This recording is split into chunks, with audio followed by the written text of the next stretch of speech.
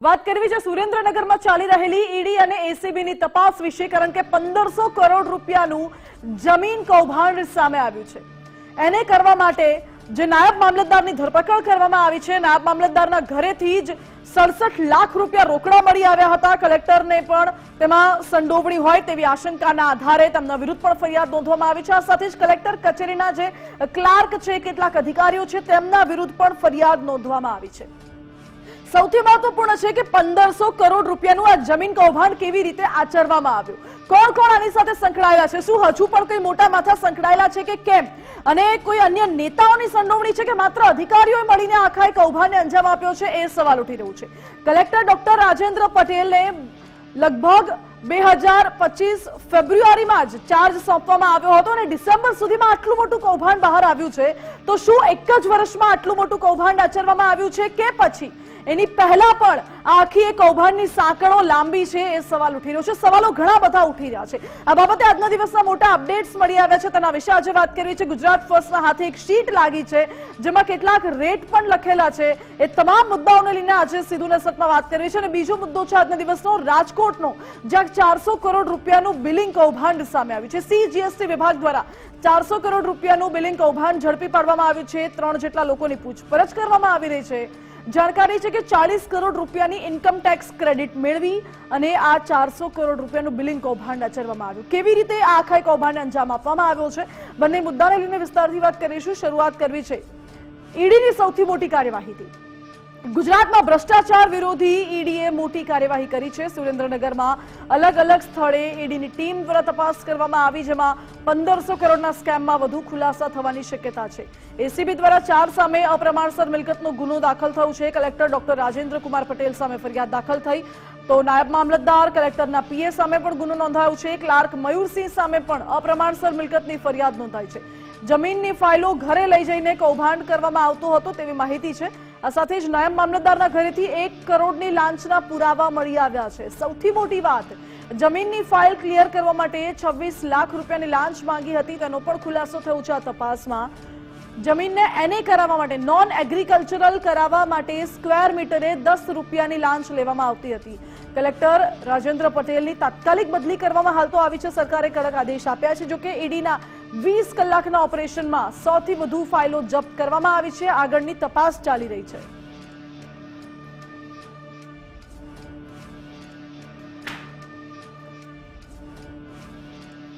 તો સુરેન્દ્રનગરમાં જમીનને એને કરવાના કૌભાંડમાં મોટા ખુલાસા એ પણ થયા છે કે નાયબ મામલતદાર ચંદ્રસિંહ મોરીના ઘરેથી રોકડ રકમ મળી આવી છે। કેટલીક ફાઇલ્સ, ડોક્યુમેન્ટ્સ મળી આવ્યા છે। તેમના બેડરૂમમાંથી 67 લાખ રૂપિયા રોકડા ગઈકાલે મળી આવ્યા હતા અને હવે મોટા અપડેટ એ છે કે ચંદ્રસિંહ મોરીને પૂછપરછ માટે દિલ્હી લઈ જવામાં આવશે। ઈડીની તપાસમાં કલેક્ટર ઓફિસ કૌભાંડનું એપિસેન્ટર હોય તેવી માહિતી સામે આવી છે।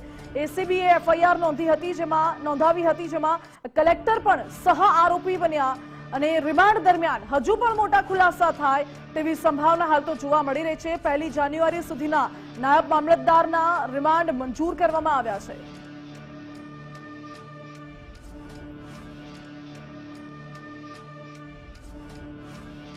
જોકે આ તરફ સુરેન્દ્રનગરમાં જમીન એને કરવાના કૌભાંડમાં મોટા ખુલાસા એ પણ થયા છે। જમીનમાં જે ગોલમાલ થતો હતો તે અંગે ગુજરાત ફર્સ્ટના હાથે એક પુરાવો લાગ્યો છે। ઈડીની તપાસમાં એક શીટ મળી આવી છે જે ગુજરાત ફર્સ્ટ પાસે છે।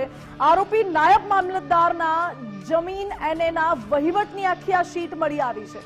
નાયબ મામલતદાર જમીન એને કરવા માટે જે વહીવટ કરતો હતો, શું ચાર્જ હતો, એની આ શીટ મળી આવી છે। ઈડીએ શીટ પરથી એસીબીને ગુનો નોંધવા માટેની ભલામણ કરી। નાયબ મામલતદાર ચંદ્રસિંહ મોરીનો વહીવટ આમાં સામે આવ્યો છે। જમીન એનેના ભાવ અને નાણાકીય વહીવટ પણ આ શીટમાં બહાર આવ્યા છે। સ્પષ્ટ પ્રકારે તેના દ્રશ્યો અહીં જોવા મળે છે। આજ મુદ્દે વાત કરીશું। અમારા આસિસ્ટન્ટ એડિટર ન્યૂઝરૂમથી જોડાઈ ગયા છે મારી સાથે ઉમંગ રાવલ। ઉમંગ, એક શીટ બહાર આવી છે જેમાં જમીન નોન એગ્રીકલ્ચરલ કરવા માટે ભાવ લખેલા છે, નાણાકીય વહીવટ શું થતો હતો એ આખું લખેલું છે। આ શીટ ગુજરાત ફર્સ્ટ પાસે આવી છે, એ સમજાવશો? બિલકુલ, જે રીતે આખું સુરેન્દ્રનગર નાયબ કલેક્ટર જે મામલતદાર છે એના ઉપર આખો ઈડીની તપાસ કરવી, એના ઘરેથી પૈસા મળી આવે, એના પીએ કલેક્ટર ઉપર પણ ક્યાંક તપાસ થઈ શકે છે એવી પણ વાતો સામે આવી છે. મુખ્યત્વે આ જે કૌભાંડ થઈ રહ્યા છે એ નોન એગ્રીકલ્ચર જમીન કરવા માટે, એટલે કે એને કરવા માટે કે જે ખેતી લાયક બિન ખેતી લાયક કરવા માટેની જે પ્રોસેસ હતી એમાં મીટર ઉપર ભાવ નક્કી કરવામાં આવ્યા હતા અને એને લઈને ઈડીને ખૂબ જ મોટા દસ્તાવેજો ને એમાંનું એક આમ કહી શકાય કે તણખલા પ્રકારનું પરંતુ બહુ મોટો ભડાકો કરી શકે એવા દસ્તાવેજો છે ગુજરાત ફર્સ્ટના હાથે છે આવ્યા છે. અને એ જો સીટ આપણે બતાવું તો 3 પત્તા છે ગુજરાત ફર્સ્ટના હાથે આવ્યા છે. એમાં પહેલા તો જે છે કોલમ 1 એમાં જે ક્રમાંક લખેલો છે, બાદમાં એમાં સિરિયલ નંબર લખેલા છે અને પછી જે તે વ્યક્તિઓની જમીન છે એમના નામ લખેલા છે. પહેલા જો હું તમને સમજાવું તો બીજી કોલમમાં લખ્યું છે મોહનભાઈ ભીખાભાઈ ચાવડા, એમાં તાલુકો લખ્યો છે જિલ્લો સુરેન્દ્રનગર છે, તાલુકો વઢવાણ અને એનું જે ગામ છે દેદાદરા અને એમાં પછી પ્લોટ નંબર લખ્યો છે, પછી વારની જગ્યા લખી છે અને પછી કોના વહીવટ કોના હાથે થયો એનું નામ છે અહીંયા લખવામાં આવ્યું છે. એટલે એ રીતે જો જોઈએ તો 3 પત્તા છે આપવામાં આવ્યા છે અને ટોટલ જે છે એ પણ અહીંયા મારવામાં આવ્યું છે. અલગ અલગ જે આપ નંબર જોઈ શકો છો, પછી ગામના નામ છે ત્રીજી કોલમમાં આપ્યા, જેની જમીન છે એનું નામ જે છે એ બીજી કોલમમાં આપવામાં આવ્યું છે. ત્રીજી કોલમની અંદર જે ગામ અને ત્યારબાદ એના જે પ્લોટ નંબર હોય તેનું નામ લખવામાં આવ્યું છે, પછી એની જગ્યાનું કિંમત અને પછી વહીવટ જેટલો થયો એનું નામ લખવામાં, એટલે એ આંકડો લખવામાં આવ્યો છે અને ગ્રાન્ડ ટોટલ છે બધું પાછું અહીંયા લખેલું છે કે ભાઈ આટલું ગ્રાન્ડ ટોટલ એ છે અહીંયા થાય છે. અને એ જ રીતે અલગ અલગ પુરાવાના 3 પેપર છે ગુજરાત ફર્સ્ટના હાથે લાગ્યા છે. ત્રીજું જે પેપર છે એમાં મહત્વની વાત છે કે આમાં એક પ્રકારે રકમ પણ લખેલી છે કે ભાઈ આટલી ફાઇનલ રકમ છે થઈ છે. આ ફાઇનલ રકમમાંથી તો કે ભાઈ 5000 રૂપિયા છે રાકેશભાઈના કાઢવાના, ત્યારબાદ છે 70,000 રૂપિયા આશીષભાઈના કાઢવાના અને સાંકેતિક ભાષામાં પણ ઘણું બધું લખેલું છે કે જેમ કે એમડી એમાં 6 કરોડ સમથિંગ જે રકમ છે લખેલી છે, પછી સીબી છે એના નીચે પણ રકમ લખેલી છે અને એના નીચે જોઈએ તો ટોટલ લખેલું છે કે 1,25,00,000 રૂપિયા સુધીનું. એટલે એક જ સીટની અંદર જો 1,25,00,000 રૂપિયા સુધીનો જે વહીવટ છે અહીંયા બતાવવામાં આવે છે. અને બીજું જે હું કહેતો હતો કે જેના હાથે કદાચ વહીવટ થયો કે નિલેશભાઈ છે ગલચર પછી આ કે બધાના શોર્ટ ફોર્મ લખેલા છે, પછી એચપી લીમ છે એટલે કે કંપનીનું નામ હોઈ શકે છે, કાનાભાઈ છે, આશીષ ઉમિયા ટી શિપ છે એટલે કંપનીના નામ, ત્યારબાદ અહીંયા વહીવટનું, અહીંયા પ્લોટિંગના નામ, કઈ ગામમાં એ જગ્યા આવેલી છે તો ભાઈ વઢવાણ તાલુકાનું ખારવા, વસ્તડી, થાનગઢનું મોરથળા, પછી લીંબડીનું રાસકા છે. લીંબડીના લગભગ 5 ગામડા છે. તો સાયલા તાલુકાના ટીટોળા, સાયલાનું ટીટોળા અને વઢવાણનું વઢવાણ છે, પછી વઢવાણ અને દસાડાનું સલવાસ, એમ કરીને લગભગ 3 પેજની અંદર 43 જેટલા નામો, એના ઉલ્લેખ, કોની જમીન, ત્યારબાદ તાલુકો બાદ નામ, ગામનું નામ, ગામ પછી પ્લોટિંગનું નામ અને એના પછી રકમો અને એને પછી સાંકેતિક ભાષામાં જેની સાથે કદાચ વહીવટ થઈ શક્યો હોઈ શકે એમના નામ છે લખવામાં. એટલે કે ખૂબ મોટા દસ્તાવેજ ઈડીના હાથે લાગ્યા છે. એમાંથી 3 પત્તા જે ગુજરાત ફર્સ્ટ અત્યારે બતાવી રહ્યું છે એ શંકામાં આવે છે કે આટલો મોટો વહીવટ છે એ નાયબ મામલતદાર થકી કરવામાં આવ્યો ને જેની હવે ગંભીર નોંધ લેવામાં આવી છે અને દિલ્હી તો પૂછપરછ માટે લઈ જવામાં આવે છે, પરંતુ તેમની સાથેનો જે પર્સનલ આસિસ્ટન્ટ એટલે કે પીએ જે હતો તેની પણ પૂછપરછ કરવામાં આવી રહી છે. મહત્વની વાત કે આ બધા જ દસ્તાવેજો ઈડી થકી એસીબી ને સોંપવામાં આવ્યા છે અને એસીબી પણ લાંચ રૂશ્વતનો ગુનો છે દાખલ કર્યો છે અને કદાચ આ આખી જ ઘટનાના તાર છે કલેક્ટર સુધી જોડાઈ શકે છે. એટલા માટે તાત્કાલિક અસરથી રાજ્ય સરકારે પણ સુરેન્દ્રનગર કલેક્ટરની બદલી છે ગાંધીનગરમાં જનરલ જગ્યા ઉપર કરી દીધી છે અને ત્યાં આગળ જે અન્ય ડીડીઓ હતા તેમને કલેક્ટરનો ચાર્જ છે સોંપી દેવામાં આવ્યો છે. એટલે કે હજી ઘણા બહુ મોટા ખુલાસા થવાના છે. આમાં કરોડો રૂપિયાનું આખું જે કૌભાંડ છે અધિકારીઓ, એક બાબુઓ થકી આઈએસ કક્ષાના અધિકારીઓ થકી જે કરવામાં આવતું હતું તેનો આખો કૌભાંડ છે ઈડીએ પકડ્યું છે અને હજી પણ આમાં બહુ મોટા નેતાઓના નામ આવી શકે છે, કેટલાક અધિકારીઓના પણ નામ આવી શકે છે અને ખાસ સુરેન્દ્રનગર કલેક્ટરનું પણ નામ આવે તો પણ માનસી નવાઈ નથી. જી ઉમંગ, બિલકુલ આભાર આપનો. એટલે હજી ઘણા બધા નામ આ કેસમાં ખુલી શકે છે. સુરેન્દ્રનગરના જે કલેક્ટર છે એ તો શંકાના દાયરામાં છે, જો કે જેથી તાત્કાલિક તેમની બદલી પણ કરી દેવામાં આવી છે, પરંતુ હજુ પણ તપાસ ચાલી રહી છે. અને ગુજરાત ફર્સ્ટે જે બતાવ્યું એ તો માત્ર 3 પાના હતા. આવા 100 થી વધુ ડોક્યુમેન્ટ્સ ઈડીની ટીમને મળી આવ્યા છે જેની તપાસ કરવામાં આવી રહી છે અને તપાસ બાદ સ્પષ્ટ થશે કે કેટલાનો વહીવટ કોની પાસેથી થયો છે, કોને વહીવટ કર્યો છે અને કોના સુધી આખો વહીવટ પહોંચી રહ્યો છે. એટલે ઘણા બધા પાસા મામલાઓ છે જે બાબતે હાલ તો તપાસ કરવામાં આવી રહી છે. જોકે ઈડીની ભલામણ બાદ એસીબીએ આ બાબતે ફરિયાદ નોંધાવી હતી અને સુરેન્દ્રનગરના કલેક્ટર સામે ફરિયાદને લઈને એસીબીએ મોટી માહિતી આપી છે. સુરેન્દ્રનગરના કલેક્ટર જે પોતે પણ શંકાના દાયરામાં છે, ડેપ્યુટી મામલતદારની તો ધરપકડ કરી લેવાઈ છે, પરંતુ કલેક્ટરને સામે ફરિયાદને લઈને એસીબીએ માહિતી આપી છે. ચંદ્રસિંહ મોરી જે નાયબ મામલતદાર છે તેમની ધરપકડ થઈ છે. કલેક્ટર છે રાજેન્દ્રભાઈ પટેલ, બીજા વ્યક્તિ જયરાજસિંહ સામે ગુનો દાખલ થયો છે. એટલે કુલ 3 લોકો સામે ગુનો દાખલ થયો છે. નાયબ મામલતદારના ઘરેથી જે રોકડ રકમ મળી આવી હતી તે અંગે તપાસ કરાઈ રહી છે. આ સાથે જ સુરેન્દ્રનગરમાં એસીબીમાં ફરિયાદ દાખલ થયેલી છે અને હજુ તપાસ ચાલી રહી છે તેવી માહિતી એસીબી તરફથી આપવામાં આવી. અમે પરમ દિવસે 23/12/25 ના રોજ ગુનો દાખલ કર્યો છે અને એમાં ચંદ્રસિંહ મોરી નાયબ મામલતદાર, ડોક્ટર રાજેન્દ્ર પટેલ કલેક્ટર, મયુર ગોહિલ ક્લાર્ક જિલ્લા કલેક્ટર કચેરી સુરેન્દ્રનગર અને જયરાજસિંહ ઝાલા PA2 કલેક્ટર આમના વિરુદ્ધ સુરેન્દ્રનગર એસીબી પોલીસ સ્ટેશન ખાતે ઈડીના સિનિયર અધિકારી દ્વારા અપાયેલી ફરિયાદના આધારે પ્રિવેન્શન ઓફ કરપ્શન એક્ટની કલમ 7, કલમ 12, 13(1)(b) અને 13 મુજબ ગુનો દાખલ કરેલો છે.